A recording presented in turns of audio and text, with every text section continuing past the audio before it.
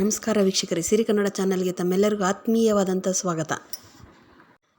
ಈ ವಾರದ ಕಿಚ್ಚನ ಚಪ್ಪಾಳೆ ಇರುತ್ತೋ ಇಲ್ವೋ ಅನ್ನೋದು ತುಂಬ ಜನಕ್ಕೆ ಸಂಶಯ ಇತ್ತು. ಆದರೆ ಈ ವಾರದ ಚಪ್ಪಾಳೆ ಇದೆ. ಆ ಕಿಚ್ಚನ ಚಪ್ಪಾಳೆ ಸಿಕ್ಕಿದ್ದು ಯಾರಿಗೆ ಅಂತ ನಮ್ಮ ಈ ವಿಡಿಯೋದಲ್ಲಿ ನೋಡೋಣ ಬನ್ನಿ. ಅದಕ್ಕೂ ಮುಂಚೆ ನಮ್ಮ ಈ ವಿಡಿಯೋನ ಲೈಕ್ ಮಾಡಿ, ಶೇರ್ ಮಾಡಿ ಹಾಗೂ ಸಬ್ಸ್ಕ್ರೈಬ್ ಮಾಡಿ. ಈ ಸೀಸನಿನ ಕಿಚ್ಚನ ಚಪ್ಪಾಳೆ ಶುರುವಾಗಿದೆ ಲೇಟಾಗಿ. 3 ಜನ ಕಿಚ್ಚನ ಚಪ್ಪಾಳೆ ತಗೊಂಡ್ಮೇಲೆ ಮತ್ತೆ ಈ ಕಿಚ್ಚನ ಚಪ್ಪಾಳೆ ರದ್ದಾಗೋಯ್ತು. ಸುದೀಪ್ ಅವರಿಗೆ, ಸರ್ ಈ ಸರಿ ನಮಗೆ ಕಿಚ್ಚನ ಚಪ್ಪಾಳೆ ಬೇಕು, ನಾವೆಲ್ಲ ಕಷ್ಟಪಡೋದೇ ಇದಕ್ಕೋಸ್ಕರ ಅಂತ ಭವ್ಯ ಅವರು ತುಂಬಾ ರಿಕ್ವೆಸ್ಟ್ ಮಾಡ್ಕೊಂಡಿದ್ರು ಸುದೀಪ್ ಅವ್ರ ಹತ್ರ. ಸುದೀಪ್ ಅವರು ಈ ರಿಕ್ವೆಸ್ಟನ್ನು ಕೇಳಿಸ್ಕೊಂಡು ಯೋಚನೆ ಮಾಡ್ತೀನಿ, ನೋಡೋಣ ಅಂತ ಹೇಳಿದರು. ಹೌದು, ಈ ವಾರ ಕಿಚ್ಚನ ಚಪ್ಪಾಳೆ ಇದೆ. ತ್ರಿವಿಕ್ರಮ್ ಹಾಗೂ ಭವ್ಯ ಅವರು ತುಂಬಾ ಕಷ್ಟಪಟ್ಟಿದ್ದಾರೆ ಕಿಚ್ಚನ ಚಪ್ಪಾಳೆಗೋಸ್ಕರ ಅಂತಲೇ ಹೇಳ್ಬೋದು. ಭವ್ಯ ಗೌಡ ಅಂತೂ ಈ ವಾರದ ಎಲ್ಲ ಟಾಸ್ಕ್ಗಳನ್ನು ಕಂಪ್ಲೀಟ್ ಮಾಡಿ ಚೆನ್ನಾಗಿ ಆಟ ಆಡಿ ಕ್ಯಾಪ್ಟನ್ ಕೂಡ ಆಗಿದ್ದಾರೆ.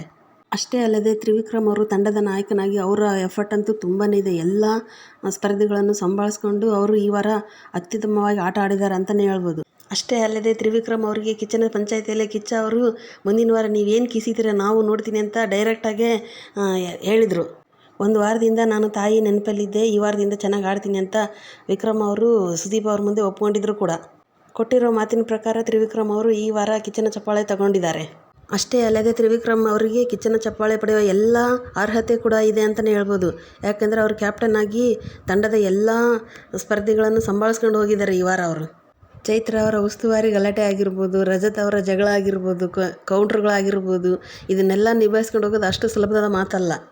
ಆದರೂ ತ್ರಿವಿಕ್ರಮ್ ಅವರು ಇದನ್ನೆಲ್ಲ ಮೀರಿ ಕಿಚ್ಚನ ಚಪ್ಪಾಳೆಯನ್ನು ಸಂಪಾದಿಸ್ಕೊಂಡಿದ್ದಾರೆ ಈ ವಾರ. ಭವ್ಯರ ಆಟ ಅಂತೂ ತುಂಬ ಚೆನ್ನಾಗಿ ಮೂಡಿ ಬಂತು ಅಂತಲೇ ಹೇಳ್ಬೋದು. ಅಷ್ಟಲ್ಲದೆ ಅವ್ರನ್ನ ಟಾಸ್ಕ್ ಕ್ವೀನ್ ಅಂತಲೇ ಹೇಳ್ಬೋದು.